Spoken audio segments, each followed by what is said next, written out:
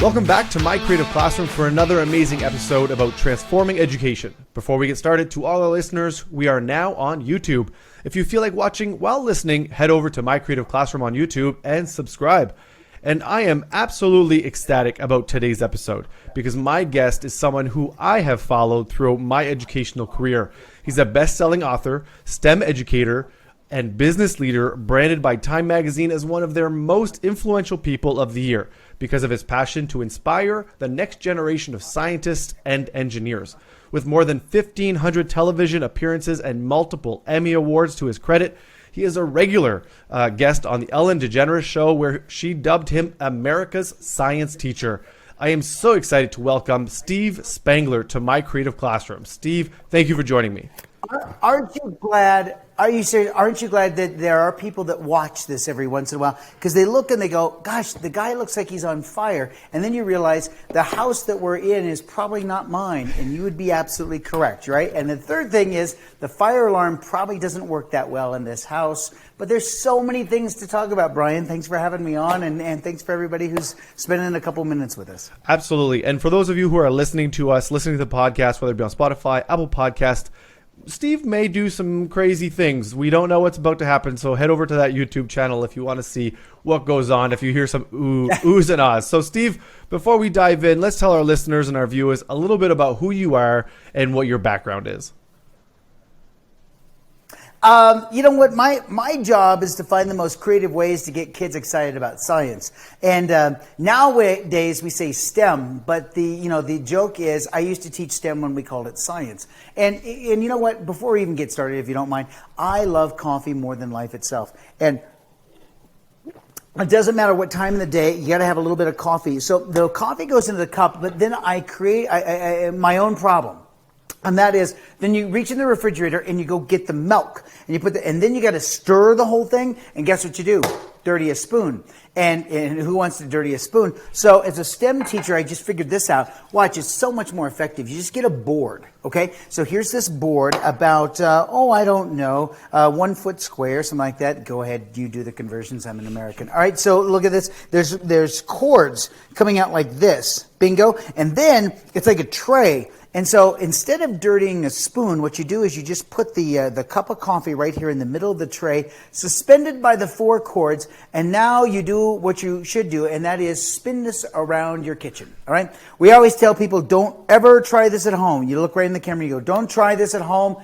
Try it at a friend's home because it's better there. All right, use their silverware. I mean, their cups. All right, here we go. Centripetal force. Isaac Newton might be proud, or just completely flabbergasted that somebody messes around this much. Look at this. Like this. Spin, spin, spin, spin. Brian, would you look at this? Thousands of dollars of camera equipment, and the crowd goes wild. Oh, seriously, it's right there. Now, here's the problem, is that anything worth doing is worth overdoing, Brian. So watch. Why wouldn't you substitute the coffee cup for 3 glasses of brightly colored liquids? So that's, I think that's what's great to see, is you look at a kid who looks at this going, oh my gosh, what is going on here? And all right, so here we go. You ready, Brian? 3 cups of brightly colored liquid. You just watch the, people think that it's like glued to the tray. It's not. You just saw that. Okay, so now anything worth doing is worth overdoing. Look at this, a little centripetal force. Now it's centripetal, just in case you need your science lesson for the day. Not centrifugal, that's a fake force, centripetal. But you're not going to get Faith Hill to change the song, right? Look at this, look at this, look at this. And, oh God.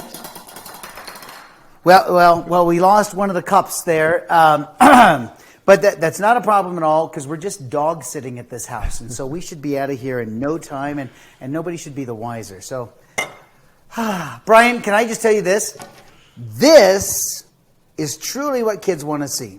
They want to see another human being who has lost his or her mind. All right? Somebody who is so passionate about whatever it is that they do that they come to class in costume. They dress up like Shakespeare. They're a superhero. They're a science teacher spinning liquids around under the false pretense that you shouldn't have a spoon because that's what goes viral. So that in essence, is my job. No matter what you want to put behind that and the initials behind that, whatever it is you do, my job at its core is to find the most creative ways to connect, to engage, and to create experiences that change the way kids see, feel, think, and react. Done. I think the podcast is over now. So, thanks, everybody, for joining us. Yeah, you hit it all right there on the spot. I think something you just said, Steve, is going to hit home, which is normally we say don't try this at home. I mean, you shifted it to say try it at a friend's home. But really, the experiments, the demonstrations that you showcase either in your books or on your YouTube or on your social media are things that you're really encouraging educators and students to try. Yeah, it's what make. I mean, we can talk if you decide to go down that path sometime. I'll tell you our entire. I mean, I have a master's now in education. I mean, in communication. I don't, but I should after going through YouTube for X number of years. When we joined YouTube, when we just started on YouTube, that's how the whole Mentos thing happened. YouTube was only 3 months old when we posted the first Mentos Diet Coke, drop it in. I was doing it for years, nobody cared. But what we learned from YouTube is all about engagement and what it means when you watch kids. And now they don't vote with just a click or what, they vote with a thumb stop. You know, if you take a look at TikTok and Instagram, they vote with a thumb stop. So I get graded on engagement scores. I have engagement scores for metrics for how long the thumb stops, looks, and keeps going. Did I get a 1.5 thumb stop? If I got 3 seconds, I must mean that I am amazingly engaging because there's so much stuff that's what happens. When you're reduced to a thumb stop, then you have to rethink the science of engagement. Yeah, and I think what you're hitting there is that's kind of the reality we live in today. It's, thumb stop, sort of like we can change things at a click of a button. And now in our classrooms, both virtual and even in person, we somehow have to hook the learners to want to sit there and say, okay, how do I engage in this? And so you offer professional learning. Is that correct for educators? I do. And so we do professional development. I mean, just like if you go to a doctor, the last thing you'd ever want to do is go to a doctor. Let's say you're going to get your knee replaced.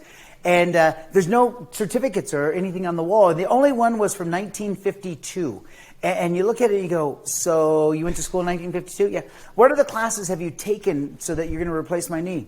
I don't know. I'm a doctor. How hard is it? I read about it before I come in and just kind of open the book. And your knee's like pretty much everybody else's knee, minus about 1,000 different changes. But it's fine. I'll get my way through. Can you imagine?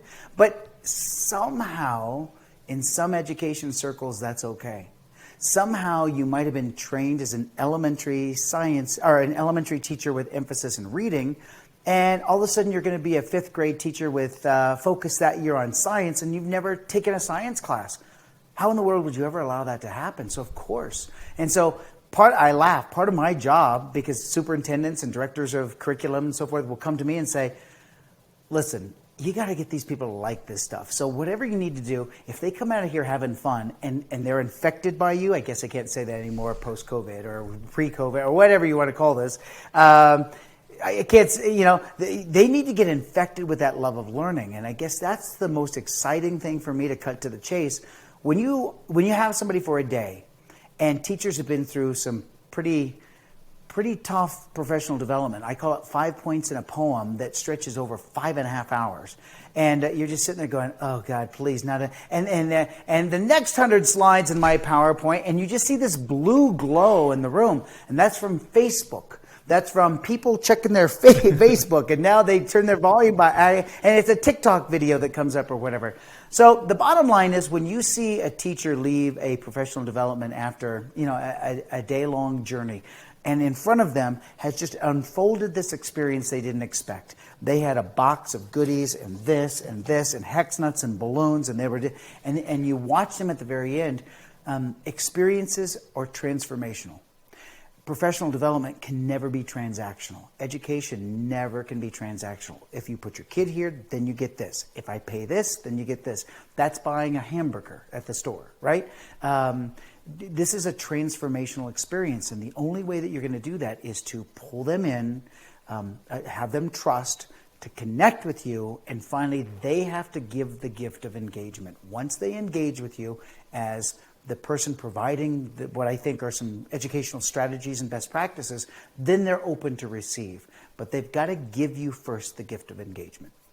That's huge. I think you just hit a bunch of them right there, which is, it's not this transaction that's occurring. It's meant to be engaging both for educators who are taking professional learning, but also for students who are in a classroom with those teachers doing science, right? And at the end of the day, that's what we're hoping, is that we're doing science and not just hearing about it or learning about it. So where can teachers find your professional learning? How can they access you or access your workshops? Oh, that's funny. It's nice of you to ask. So, and I'll give you a little piece behind, because why could I ever answer a question without a little story, right? But the short answer is you're going to go to stevespangler.com. If you go to Steve Spangler, just as it sounds, SPANGLER.com, you'll hit our website that talks about professional development, our Spangler Academy, what we're doing for middle school teachers right now, a brand new partnership with a company called Kessler Science, who's doing some amazing things. They're taking my 25 years of phenomenon-based learning, 1,800 videos that we've produced, and now tying NGSS standards to those and being able to really create a resource that teachers can use. You'll find all of that information about our cruise to Alaska, our new trip to Iceland, our summer STEM courses, all that kind of stuff. You'll find that at stevespangler.com. Now, not to be confused, because if you do go to Google and you type in Steve Spangler, you better pour yourself another cup of coffee, because you are going to go down a rabbit hole for about the next 3 hours, because you're going to go, well, wait, what are these products over here? And what's this? And wait, he's in Target? No, wait, he's got a TV show? And then you start watching that. And then you start going, wait, he's on TikTok? How in the world could that nerdy guy be on TikTok? Then you go down that rabbit hole. So, my wife and I, my grandfather told me years ago, he says, he was an educator in the Denver public schools. He says, sometimes teachers make so much money, we get a second job. And so he owned an antique store, and so I knew what entrepreneurial kind of mindset was, even though I didn't know the word. And so when I started teaching, that's when I started inventing some stuff that I was using in the classroom. Today we have sources like Teachers Pay Teachers and whatever, but I created product. And so over the course of 25 years, I've created about 350 products that are on the market that we're on at one time or another, books but physical products.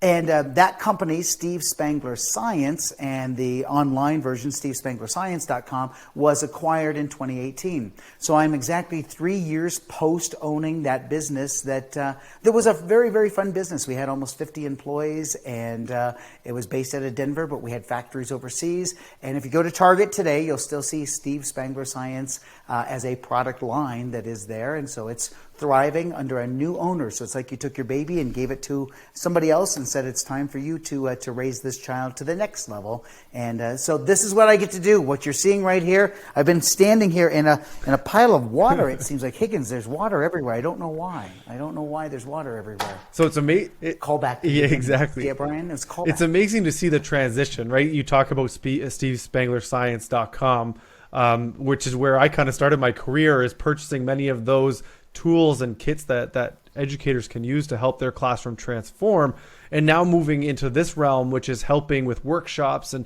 working with teachers. And you mentioned your trip to Alaska and now Iceland, which is absolutely amazing, because for someone such as yourself, who, as my listeners can see and viewers can see, you are engaging and you're inspiring for people to want to make science fun and try to transform what learning looks like. So for teachers who are listening right now and they're still like, okay, this Steve Spangler guy, he does some fun stuff, he makes the floor wet because he's dropping cups. What can they expect, during a professional learning, during a workshop? Are they engaged in how to, transform their classroom environment to what you do, or are they in for just a show, I guess? Well, it depends on who you talk to, I guess, and the mindset that they come in. But, we've all been through, if you're an educator, of any profession, we've all been through professional development. We used to call them teacher in services or whatever we would consider along the way. And in my mind, those were always very conditional how-tos. If you want to know how to do this, then here's a set of rules. I've been through science professional development, actually just sitting there where we had a booklet, and the instructor would say, now turn to page 37. And if you and your elbow partner always love that, your seatmate, would like to do the activity on 37 and then discuss and share some ideas, we'll be back in about 30 minutes. That's somebody who doesn't have anything to share, all right? There is somebody who's like, if you could do all this yourself, and we'll come back and we'll be reflective about it. So I didn't like that. So I think you can kind of see that I'm not into that. And I think the most transformational thing that I can do is to have somebody leave a training going, first of all, I didn't understand this is what we were going to do. Number two, you connected with me in a way that I didn't want to connect at the beginning, and somehow you tricked me, right? And I'll tell you more about that. And the last thing is that we talked about why. I haven't talked about why I decided to be a teacher maybe since I made the decision to be a teacher and somebody tried to course correct me and say you should go into accounting, right? So at its very essence, of course I'm doing science, right? Of course I'm doing STEM challenges. Of course I'm talking about the 5E process, and we're doing all of that. But in between all that, what really emerges, don't tell anybody if you haven't taken a workshop, what really happens is at the end you go, that's why I'm doing this. I had forgotten about that kid. I had forgotten about that feeling. I had forgotten to have a teacher at the end come up and they talk to you. And it's always nice if they come up to you and say, really great workshop, and then they turn and leave. You know you had zero impact on that person. So you always know those, and you just say, thank you very much. It's those that come up and say, you know, when you talked about this, I don't believe that to be true. And all of a sudden, got them to think, right? And then they're like, oh, but you got me to, or somebody who comes up, and it doesn't matter male or female, and they stand close to the end of the line. You know those people at the end of the line. It could be an hour after the workshop. They have something to say, and they just need that moment to be able to talk. And the best thing I can do is just listen, which is hard for me, but to just listen and to see a fairly large man who has been teaching for 23, 24 years with tears in his eyes say, I don't know why and how you did this today, but I reconnected with the reason I started this so many different years ago. And I thought that I was almost done, but I am rejuvenated. I am invigorated to be able to take some of the practices that are here and take them back into the classroom. Now, as much as they say, thank you so much for doing that, as the instructor, I have to be able to go, it wasn't me. I was a little piece in the cog, but all I had to do was tee it up, or maybe somebody had teed it up a long time ago and there was just something else that kind of happened. But once you hit that realization, you just have to be so happy that a teacher will be more effective in the classroom to inspire the next generation of scientists and engineers because they've gone through this kind of experience.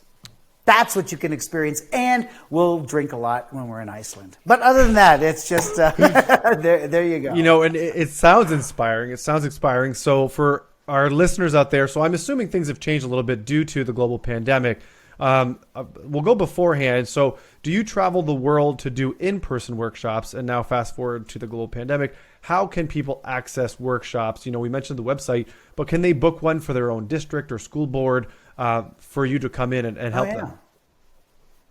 Well, you're so nice. I appreciate that. The answer is pre-COVID, I traveled probably 220 days out of the year. Wow. So lots and lots and lots of on-the-road stuff. And that just means that you have multiple trunks of stuff that always get stopped by any type of security. So I can't travel with this stuff anymore. I have to FedEx it ahead of time or whatever. Because when you open up the trunk, there's the craziest assortment of stuff, you know, books that flame up and this and ringers and batteries and coils of wire, and it kind of looks a little suspicious, right? So multiple trunks, and you ship one here and one's coming back and this one. And gosh, I enjoyed that for 25 years and just appreciate the opportunity and to have earned the privilege to be kind of on that platform, so to speak, as Naomi Rhodey would say, to be able to engage and interact with teachers. Overnight, the most disruptive thing that happened, according not to me, but to the Dean of School of Education at Harvard, was that COVID changed education forever. And I really liked how the comment I heard on the podcast was that, you know, as much as you think that education's been innovative and ever-changing, he said, you know, to be perfectly honest with you, it's pretty much words on a piece of paper, and here's how we teach, and we might change some ways that we do that. And people go, the computer The technology, it changed everything. And he pointed out, that's just basically a textbook on an electronic thing that kids can push a button instead of turn a page. So I know it's oversimplified, but the case in point was at that second week in March, everything changed. Everything changed. Mm-hmm. Overnight, parents became teachers and they lost their minds. And teachers were just so happy that parents had lost their minds to realize this is hard, right? And then I think teachers are sitting here going, excuse me, hold on just a second. I'm great at teaching, but they just like they were given a brand new classroom, and the classroom was way different than they'd ever seen before. So guess what? As much as we kind of complain about that, teachers were ready for this, whether they liked it or not. Teachers at their core, the great ones anyway, are ready to engage, whether they are boxes on the screen or if they're in person. So I'm looking forward to going back in person.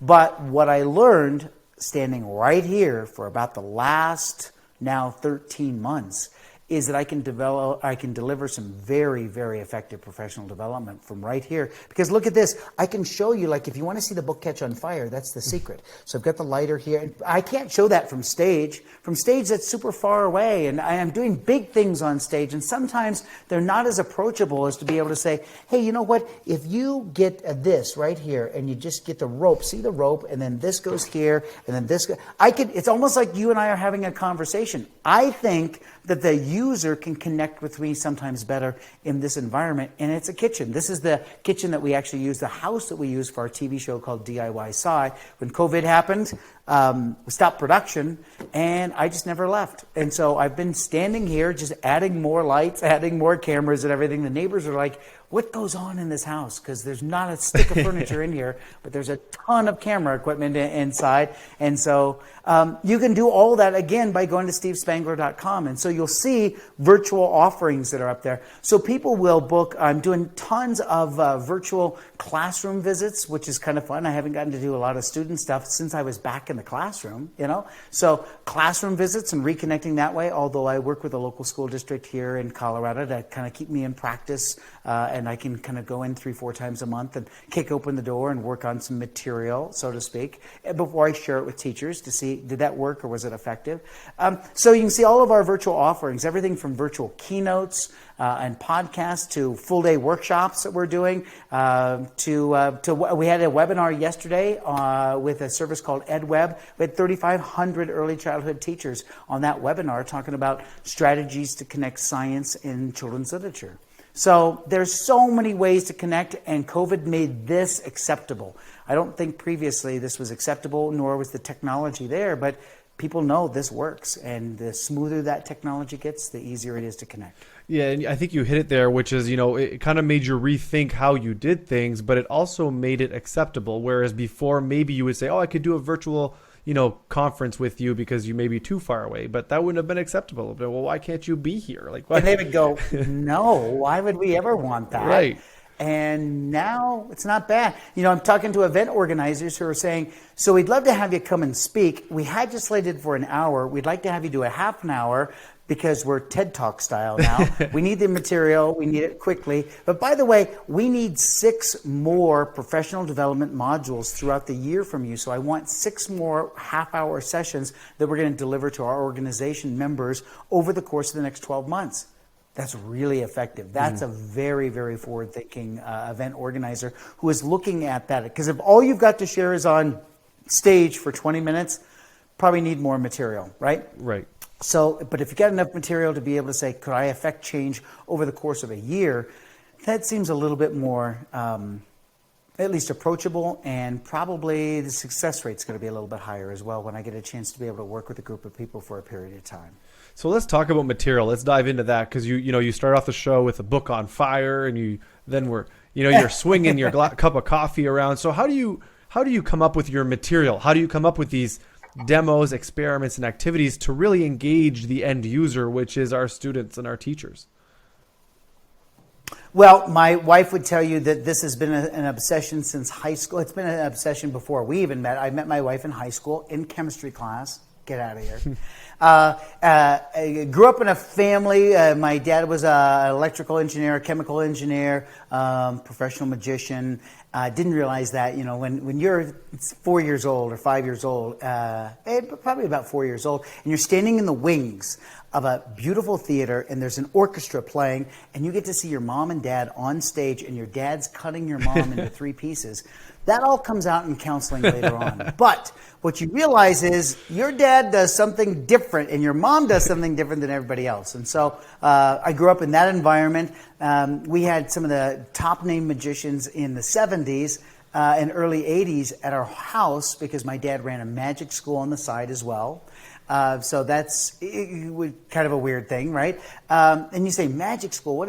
So I think this love of STEM, really, science, I was always fascinated by chemical magic and that kind of stuff. But STEM and critical thinking, communication, collaboration, critical thinking, and creativity, basically you just defined a magician, right? The thing is that I learned from doing magic was the sense of engagement. Because if you're a magician and you're working your way, if you're everyone starts with a magic kit as a kid, and then you get this, and you get this, and you feel pretty good about yourself. You got a car, and now you're going to go work restaurants, right? Because you can get there. So it's my job, to walk into a Bennigan's, and I'm the house magician, and so you go in these horrible, ruffly clothes or whatever. It's like, hello, I'm Steve Spangler, and I'm here. Would you like to see a magic trick? And the person looks at you and is like, no, I'm eating right now. And you go, oh, I'm sorry. And then you go, because they don't want a magician anyway. So it's my job to learn how to engage and to watch other magicians. How do you do that? How do you get people to lean in and go, oh, that's good. Yeah, no, stick around. Give them. And finally at the very end, they're like, no, you can have my ring. You make this disappear, And so they're completely vulnerable. And so how do they do that? So I learned how to use those techniques and to apply them to teaching, because the best part of my life kind of growing up, I think really the most impressionable was watching my dad run a magic school, because teaching magic, that's forbidden. You can't teach magic. But then you got people who are super engaged. They want to learn the secrets. They want to learn. And what I didn't realize was that's what I wanted to do, but as a science teacher. So I just was able to use those techniques and apply them to education. Some people it rubs the wrong way. I'll tell you this: there are people out there now who are not Steve Spangler fans necessarily, because they don't like the polish, the presentation, the whatever. It's like, hey, he's just doing Barnum and Bailey stuff, and you go, could be true, but it seems to work. It's just human nature that seems to work. And so if I could share some engagement strategies that worked for me in the classroom, maybe they'd work for you as a teacher. And so you saw that in the products that we produce. You saw that in the videos. You see that in the TV show today. We even we have 1,800 YouTube videos. So if you search YouTube for Steve Spangler, you'll see all of those as and a learning process, an evolutionary process, being able to go, he wasn't very good, still not very good, but he's gotten better, right? So he's about at this point here, but he sure has learned to engage a lot differently, hasn't he? And you just see this experiment, this long 20-year kind of span, almost, this experiment of how we did this. Did I answer that question? Because you were asking about products and that kind of thing. And yeah, it's such a great history, like a great way to show why you do what you do. Because, and I've mentioned it earlier on the show that I followed you since the beginning of my career, and I have 2 of your books. I think they're Fire Bubbles and Naked Eggs. And I remember using some of those in my class. And you mentioned there, some people think it's pizzazz and they think it's a show, but you use them in your classroom. And I've used some, and I won't go through what they are, but and the engagement of students after seeing even 1 or 2 demos, whether it be flinging a cup around your head because it's it stays there, they're hooked, right? So for everyone who's listening or watching, you might think it's pizzazz, you might think it's for show. But oftentimes the students who are sitting in a classroom unsure about science, that's the hook they need, right? They make that connection to saying, wait a minute, why are you swinging a cup around your head? And you're okay with that. So, take a dive and try something creative. I think that's awesome of you. And even to put it out there for people to use, right? Like you mentioned your YouTube videos, your TikToks, and all these abilities for people to say, look at Steve Spangler doing these engaging things. How do I take that now? So I think kudos to you and your team for putting all that together and sharing that with education. Well, you're nice. And You're the one doing the heavy lifting. So remember, I was only in the classroom for 11 years. My stuff was on a cart. I never got a classroom in 11 years. I was the Susan Lucci of elementary schools because every year the principal would go, we don't have a classroom for you, Steve Spangler, but you're going to put your stuff on a cart and you're going to go from room to room to room. If you've ever been in one of my keynotes before and we do the best day ever piece, in that story unfolds really what those 11 years were like and what I learned during that entire process.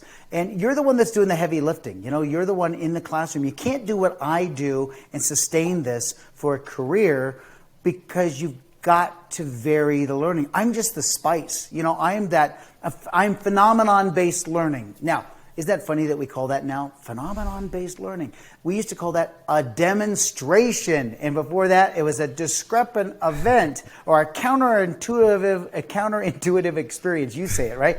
All it is I'm just trying, in today's day and age, it's hard to get a kid's attention because they're sitting there going, as soon as you turn your head, I got about 15 text messages like this, and that thumb is going, and they're doing it, right?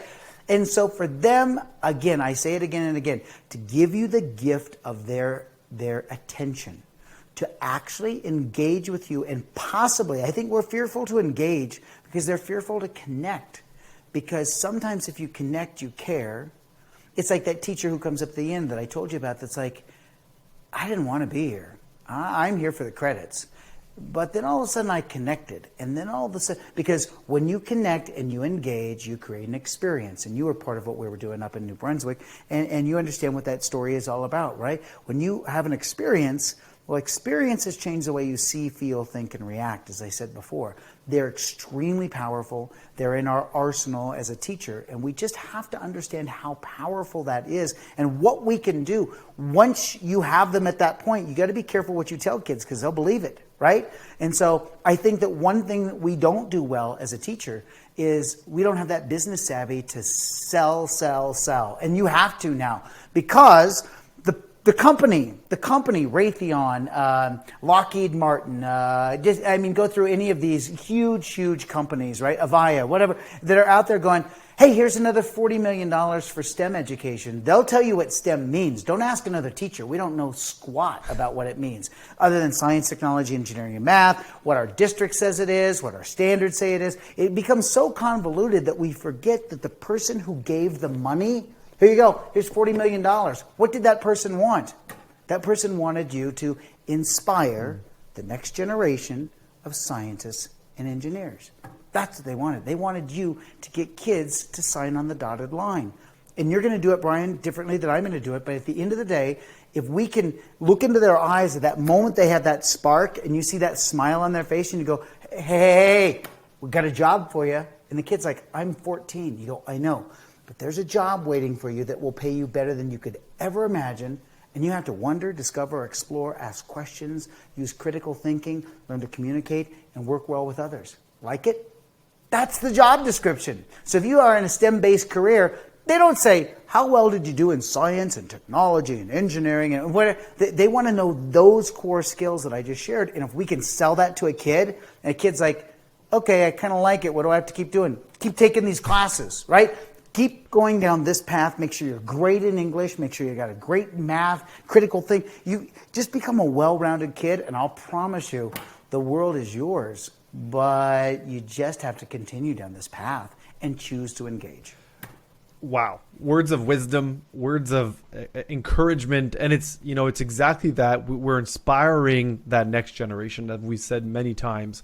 And utilizing those tools to inspire. Now, there's something that we haven't talked about that I'm sure many listeners are like, can we talk about Ellen Degeneres a little bit here?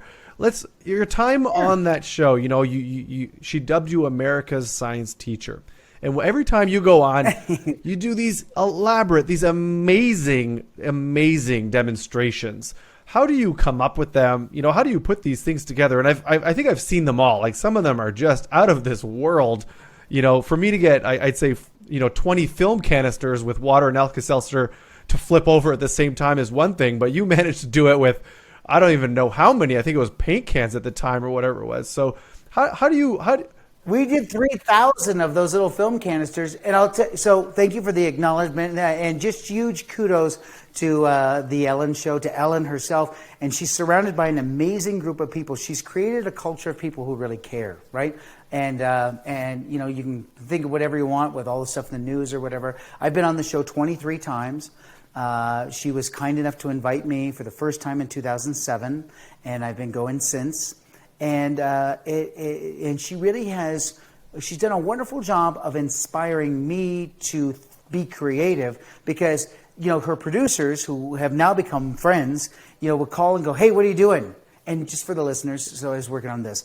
If you take an Alka-Seltzer and you put it in a film canister. Now, some people who are listening right now, Brian, are going, film what? And you go, oh, yeah. History lesson. Back when the Earth was still cooling, there was this thing called a film canister, and we used to put 35 millimeter film in it. And so if you put a little bit of water and an Alka-Seltzer and you cap it off, you're going to build enough pressure to blow the lid off the Alka-Seltzer. And if you're lucky enough, you learned as a kid to turn the whole thing upside down, shoots the film canister up in the air 20, 30 feet. So it's awesome. So if 1 is good, 10 is awesome, right? And 50 would be just like amazing. So we figured out a way to be able to do 3,000 of those at once. And they were hooked to, imagine a blackboard, that, you know, a portable blackboard, and if you spin it 90 degrees, so it's a flat surface, we hooked them all on the bottom with these magnets. And so the Alka-Seltzer was separated from the water. And when you flip the whole thing upside down, the water and the Alka-Seltzer touched, and at that moment in time, the reaction started. So 1,500 film canisters on hers, 15 on mine. We both flipped the boards together. It was insane. Now, that only happened because the producers are like, well, what are you doing? And I go, well, I'm thinking about this. I was going to do a tray of them. And they said, how many? I said, 50. Thinking they're going to go, Steve Spangler, get here as fast as you. And they're like, yeah. Oh, could you do 100? And you go, well, yeah, Ellen will do 50 and I'll do 50. But like 1,000, you go, God, no. And they said, well, call us when you think you can do 1,000. It's pretty easy to call them back after you sit there and you think about it, and it pushed that limit. So I've never had anybody that would fund my creativity like the Ellen Degeneres show. And the other thing you need to know about Ellen is that she sees nothing before I go on. That's a big show. I've never been around a rock star, somebody who is that famous, and she has the power to be able to tell her staff, don't let me see what Steve's doing.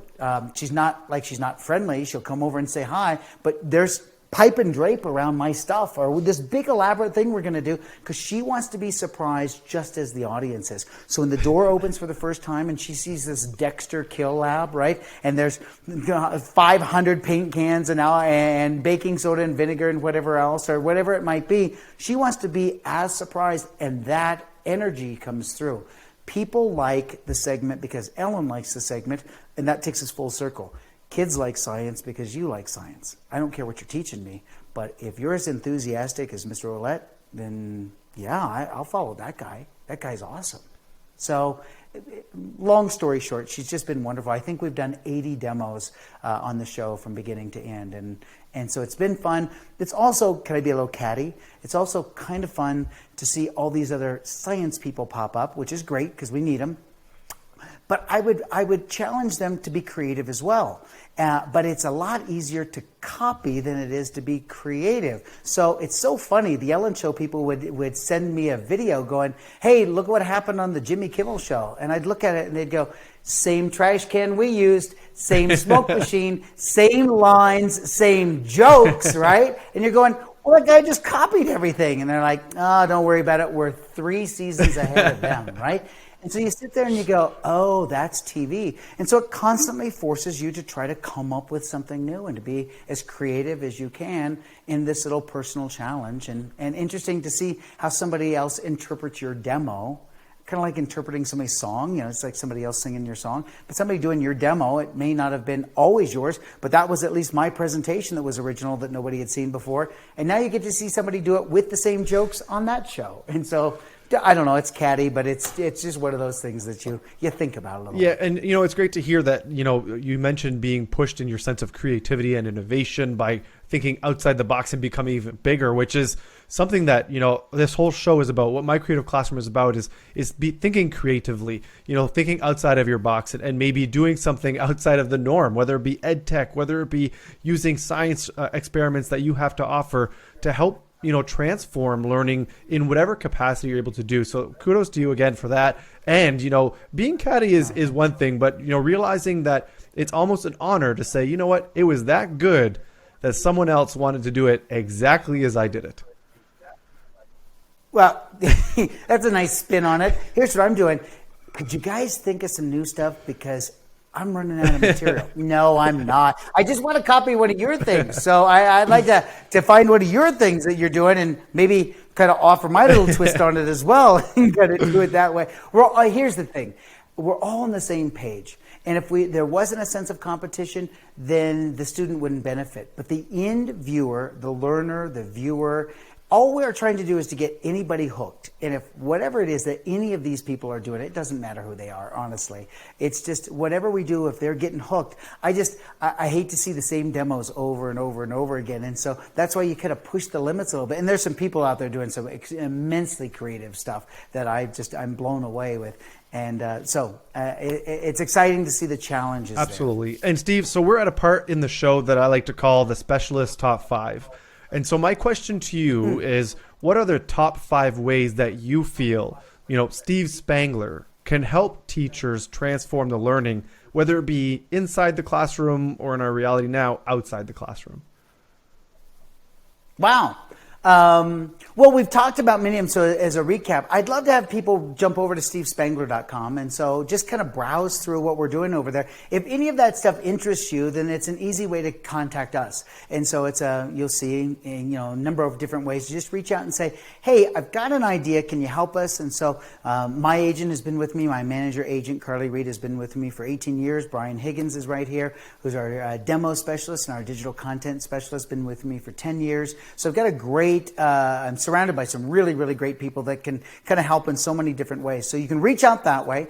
I have a new collaboration partnership with a company called Kessler Science, Kesler. Chris Kessler is known for some amazing things that he does in terms of connecting phenomenon-based learning to NGSS and really helping middle school and now working into elementary. And so we partnered to be able to take all of my videos in that phenomenon-based learning and push that to the next level. He's pushed me to create now new content. So there is just a wealth of information. And so you'll see that on our website if you go under the Spangler Academy. Love to have you come and take one of my STEM conferences. So I've got a virtual STEM workshop this summer called Science in the Rockies. You'll find information there. 2022, we're going to head back to Alaska and do Science at Sea. So this is where we take teachers on a cruise on Holland America. We're going to do 2 back-to-back. There's so much of an interest and the world wants to get back that we filled one of the weeks. And so we've just opened up with Holland America week 2.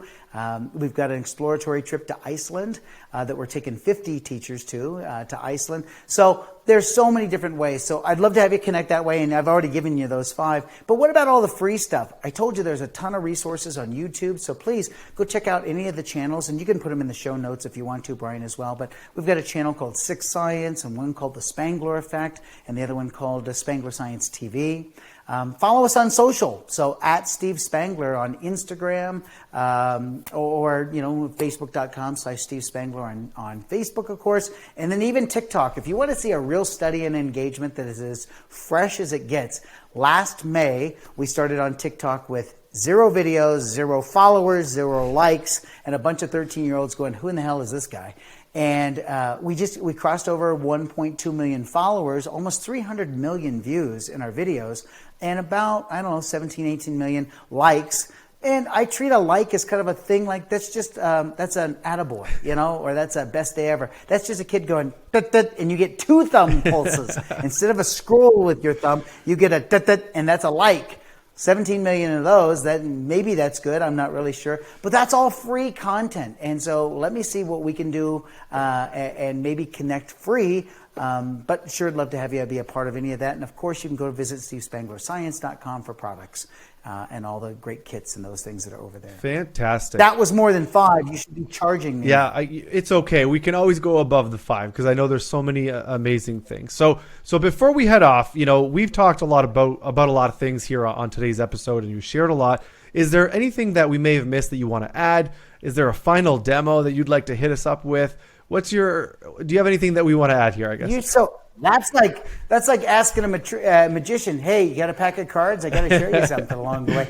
Here, I got to show you. So this is pretty fun. Here, check this out. Let me see if I've got this. And for those people who are listening, I have something for you. So I wanted something that would be audible for you. So maybe this will do it. And I think I bet you I have a penny in here somewhere. Yeah. Oh, yeah. Look at this. I even got a penny. Here's the materials. I got balloons, a hex nut, and a penny.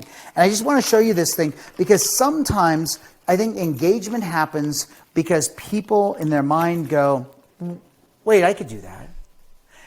See, when you're on a TV show and you get a budget, that all of a sudden means that you can blow crap up. And you don't want to, and you're thinking like, I can make the can implode. But what if I did a 55-gallon drum? Great. What if I did a tanker? Let's get a tanker. And, but guess what? The thing with the stove and the little soda can, that's where you got the most engagement because people left. They voted with their, I'm going to go some other place. And so I just say this because this is so simple. Ready? So watch this. If you look down here, I've got a clear balloon. So I'm just using a balloon that you can see inside, see the inside part of the balloon. And I'm going to put a penny in the balloon like this. You don't have to have a clear balloon. So it's probably a 9-inch or a 12-inch balloon, a latex balloon. So the challenge is this. We started with spinning. We finished with spinning. Look at this. The challenge is this. You got to get the penny to get up on its edge, to balance on its edge, and then whirl itself around the balloon. Impossible. No, it's easy. So watch what you do. You put your hand over the balloon like this, like I'm palming a basketball. Give it a little shake, and then for those people listening, you just spin in a circular motion. Not a lot, but watch. Hup, and now you spin. Bam, it's there. Tell me that's not cool. Look at that. That penny is in orbit. It's flying around the inside of the balloon. When it happens in a kid's hand, pretty much they'll do that for the next 5 hours, okay? They're going to get really, really good. And then while they're staring at it, they're like, why does it slow down? And things like friction come to mind, and gravity comes to mind. And the kid goes, what about if we did 2 coins? What if we did 3? Could we have a smash-up derby inside with all the... I wonder if a loony... They're called loonies, is that right? I wonder what a loony would look like versus a penny or one of those things, which is fantastic. And you get to say centripetal force, not centrifugal, but that center-seeking force. But then you got to do the thing the parents hate, and that is you take the hex nut and you put the hex nut into the balloon instead of the penny. So now watch. Hex nut, 6 sides, not perfectly smooth. When it rotates inside, now it vibrates. And a vibration creates, oh yes, a sound. Listen. Isn't that great? Now, just to connect with parents, I would give the kids each one of these right before spring break when I knew they were going to go on long car trips. And I'd tell the kids, this is something fun to take in the car on your trip. Just a little, and then you got a parent who gets the scissors and goes, stop it! And so I always tell the kids, if the balloon pops, there's always another opportunity for another balloon. But you probably did the centripetal force trick too long. So, all right, 2 simple things that you can go back. You don't have to spin around the liquid. I'll clean up what's spilled around here, light the book on fire. I can't thank you enough for, first of all, your passion for what you do, Brian, your thoughtful questions, so I appreciate that, and just a chance to be able to connect. And whenever can you ask such a simple question and get a 5-minute answer? So that's really what we learned today, right? Be very careful what you ask Steve Spangler. No, it's awesome, Steve, and I appreciate you taking the time. I know you're very busy with everything that you're doing, so I appreciate you taking the time to join us on My Creative Classroom, sharing your insights and sharing how educators can connect with you and access your tools, whether it be through social media, whether it be through YouTube, and your website, stevespangler.com. So I encourage all of our listeners to follow Steve on his social media at Steve Spangler. Head over to his website, stevespangler.com, to see what those virtual offerings are, to see every opportunity that you have to connect with Steve, and to learn more about what there is to see and use in your classroom. As always, don't forget to subscribe to us on whatever streaming platform you're listening to us on right now. Follow us on Twitter at MyCreativePod. As always, let's make learning creative. Stay creative. My name is Brian Willett, and this was My Creative Classroom.